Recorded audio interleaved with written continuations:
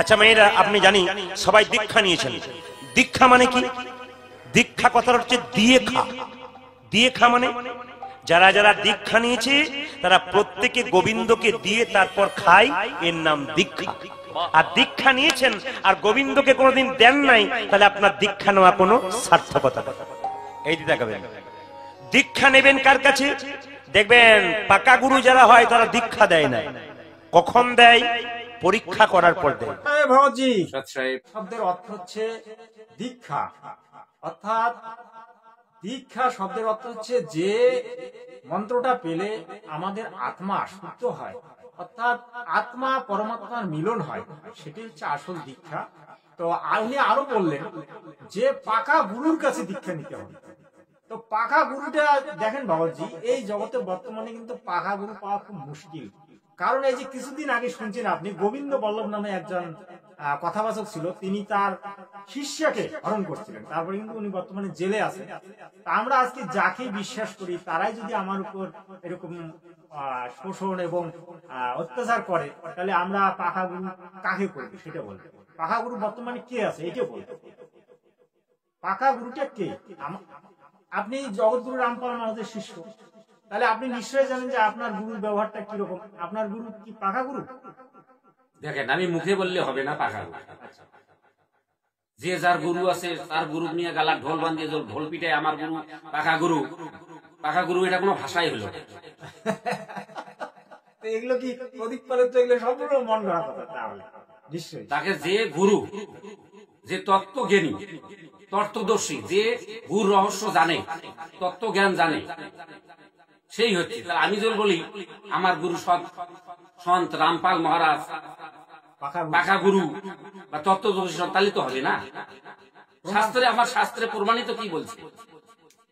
শাস্ত্রের মধ্যে চারটে বেদের এই মেরুদণ্ড হচ্ছে গীতা, শ্রীমদ ভাগবত গীতা। ওই গীতা অধ্যায় 15 মন্ত্র নাম্বার 1 থেকে 4 মধ্যেই আছে যে ঊর্ধ্বমূলম অধঃসাগর, অর্থাৎ একটা সংসার রূপী একটা বৃক্ষ আছে, যার মূলটা হচ্ছে উপর দিকে, আর 3 গুণ রূপী শাখা, রজগুণ ব্রহ্মা, শতগুণ বিষ্ণু, তমগুণ শিব, সেটা হচ্ছে নিচের দিকে। গীতা জ্ঞান দাতা ব্রহ্মখালী এইটুকুই বলছে যে 3 গুণ রূপী শাখা নিচের দিকে, আর উপরে জ্বরে কে আছে সেটা যে বলতে পারবে, আর কাণ্ডে যে আছে কে আছে এবং পাতা পল্লবে কে আছে সেটা যে বলতে পারবে, সেই হচ্ছে আসল গুরু। আমাদের এই যে আর এবারে আর একটি কথা, এবারে উনি তো গুরুর কথা বললো, এবারে যে কৃষ্ণের কথা, কৃষ্ণই যদি গীতা জ্ঞানদাতা বলে, ব্রহ্মের কথা বাদ দেওয়া ওটাই হলো। অতটুকু কথা ওদের পূর্ণ জ্ঞান নাই। কৃষ্ণ আবার ওই গীতা অধ্যায়, একই মন্ত্র, 4 নম্বর মন্ত্র, সেই আদি নারায়ণ প্রভুর স্মরণে আমি আছি, ও তো নিজে স্মরণে আছে, ব্রহ্ম বলছে। তাহলে কিভাবে তুমি কৃষ্ণই তো ছোট হয়ে গেল, তুমি যে বারবার গোবিন্দর রট লাগে বেড়াতেছেন আর মানুষের যে পাগল বানাতেছেন। যাই হোক, আরেকটি আপনি এটা উত্তর দিলেন। আরেকটা প্রশ্নের দিকে আসছি আমি। উনি বলছিলেন যে পাকা গুরু করতে হবে, এবং যে গুরু সঠিক মন্ত্র দেয়। তাহলে এই যে কৃষ্ণ মন্ত্র আজকে আমাদের বাংলার ভক্তকে দিচ্ছে এরা, এবং কৃষ্ণ পূজা করতে বলছে, তাহলে কৃষ্ণ মন্ত্রটা কি সঠিক মন্ত্র? এটা তো মেনে নেওয়া যাচ্ছে না।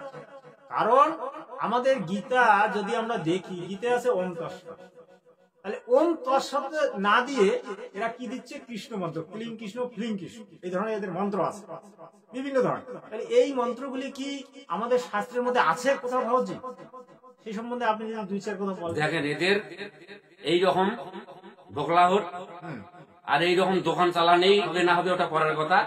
ওনার একটা করে লাইটে 10 লাখ 15 লাখ 20 লাখ টাকা করে লাগবে, ঠিক আছে? এটাই হলো ওদের দোকান।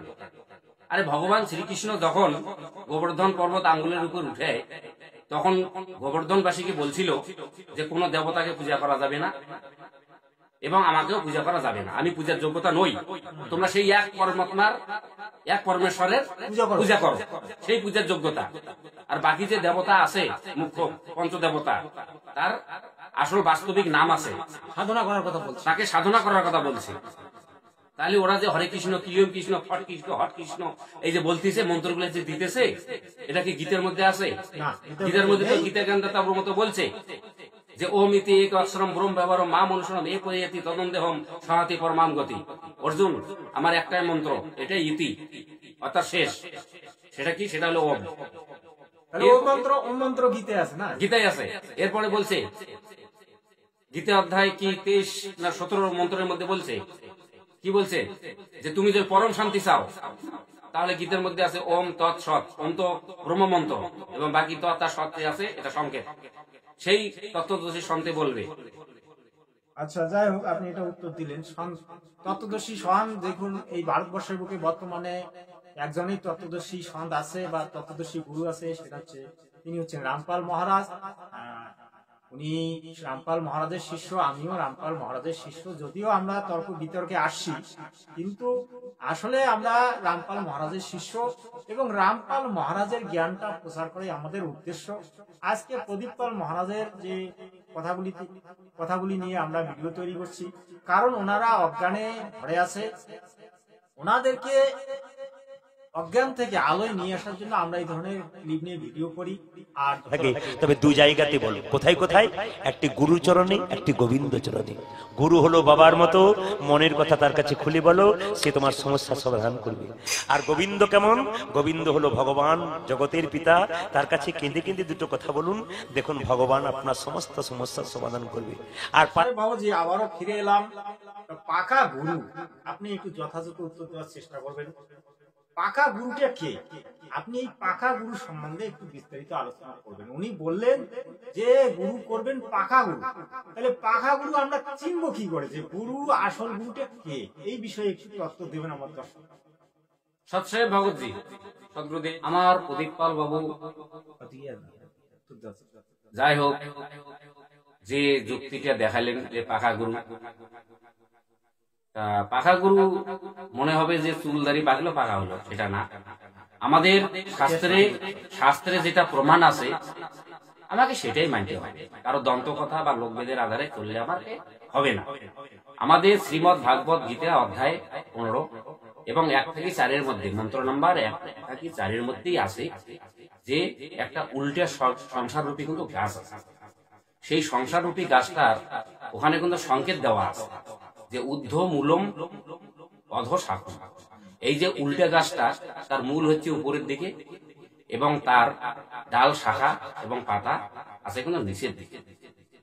গীতা জ্ঞান দাতা ব্রহ্ম বলছে ঊর্ধ্ব মূলম অধ শাখা, অর্থাৎ 3 গুণ রূপী শাখা আছে, রজগুণ ব্রহ্মা, শতগুণ বিষ্ণু, তমগুণ শিব, নিচের দিকে শাখা এবং উপরে কিন্তু জ্বর। এবং জ্বরের মধ্যে কে আছে? মূল ভগবান কি? তা এই গাছটার ছন্দ বিশেষ, বিভাগ বিশেষ যে গুরু বলবে তার শিষ্যকে মন্ত্র দিবে, সেই হচ্ছে আসল গুরু। এই জন্য আমাদের কবির সাহেব অর্থাৎ তারই অবতার রামপাল মহারাজ বলছে যে অক্ষর পুরুষ এক পের, নিরঞ্জন বাকি ডাক, 3 দেবা শাখা হে পাত রূপ সংসার। এইভাবে উনি বলছে। তাকেই বলা হয় তত্ত্বদর্শী সন্ত। উনি ওনার ল্যাঙ্গুয়েজে বলছে পাকা গুরু, কাঁচা গুরু হতেই পারে ওনার ল্যাঙ্গুয়েজে, কিন্তু ওটাকে বলা হয় তত্ত্বদর্শী সন্ত, যে গুরু তত্ত্ব জানে। বাকি আব্রম বাগরম এগুলো যত উদাহরণ দেখ না কেন, ওগুলোর কোনো খাওয়া নাই।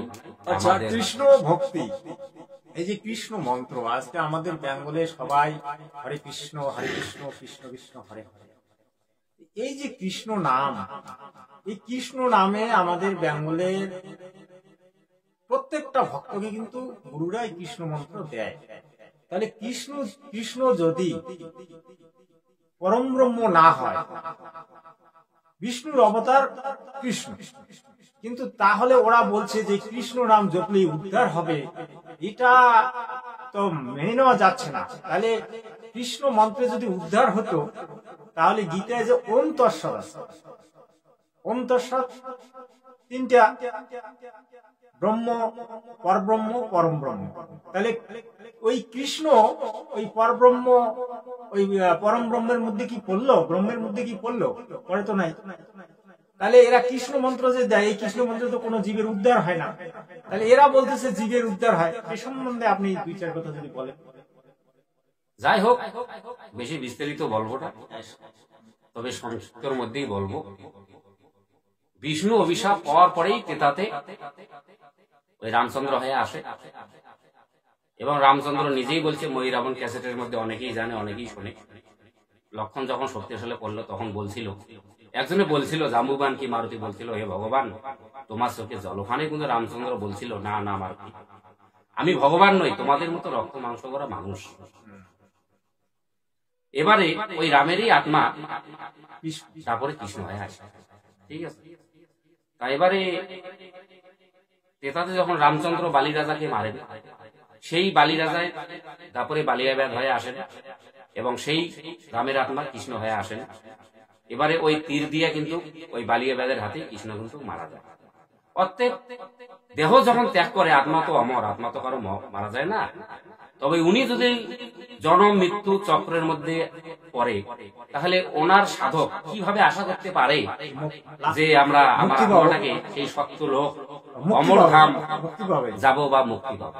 এদের আমি শর্টকাটে বললাম ফাউল। এর উদাহরণ গীতাতেও আছে, তা অত দূর যাওয়া যাবে না। এটা সম্পূর্ণরূপে ভুল, এটা সম্পূর্ণরূপে ভুল। এইভাবে ভুল কয়ায় এদের দোকানদারি চালায়।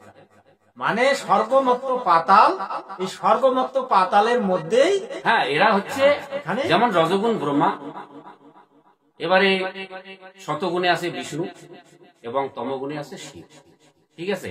এরা হচ্ছে তিন, মতলব তিন যে লোক আছে স্বর্গমত্ত পাতালের, এরা এক এক বিভাগের এরা মন্ত্রী, ঠিক আছে। এদেরও পাওয়ার যেটুক আছে, যেমন দক্ষ রাজাকে শিব মাথা কাটার পরে ছাগলের মুন্ড দিয়ে বানাইলো, এবং গণেশ যখন ওই কি মারা যায় ওই হাতির মুন্ড দিয়ে বাঁচাইলো। তবে এরা এইটুকু করতে পারে, যার আয়ু আছে তাদেরকে বাঁচাইতে পারে। তামরধ্বজের ছেলে মোরধ্বজ, না ওই মোরধ্বজের বেটা তামরধ্বজ, যাই হোক, ওনাকে করদ দিয়ে মাথা সির করার পরে কৃষ্ণ বাঁচাইছে।